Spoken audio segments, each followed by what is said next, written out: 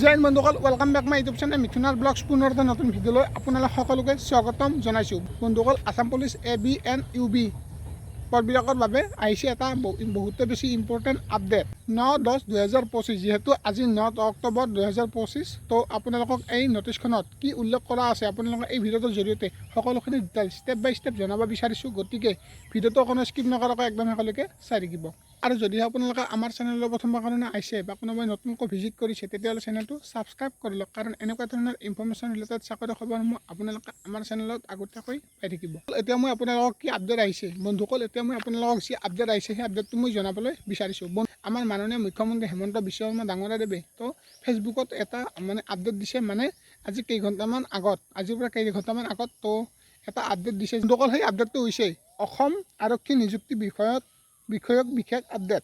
625টা পদৰ বাবে ফলাফল কাইলৈ অৰ্থাৎ 10 অক্টোবৰ 2025 ঘোষণা কৰা হ'ব। বাকী বন্ধুসকল, আপোনালোকক পদসমূহ মই জনাই দিছোঁ। পদসমূহ হৈছে 203টা পদ উপ পৰিদৰ্শক UBNAB কমন, ABNUB আৰু সহ পৰিদৰ্শক সহ উপ নিৰ্দেশক, আৰু লগতে 164 পদ কনিষ্টেবল কমাণ্ডো বেটেলিয়ান। সকল এই পদবিলাকৰ কাইলৈ অৰ্থাৎ আপোনালোকৰ 10 তাৰিখে ইয়াৰে ৰিজাল্টসমূহ মুকলি কৰা হ'ব।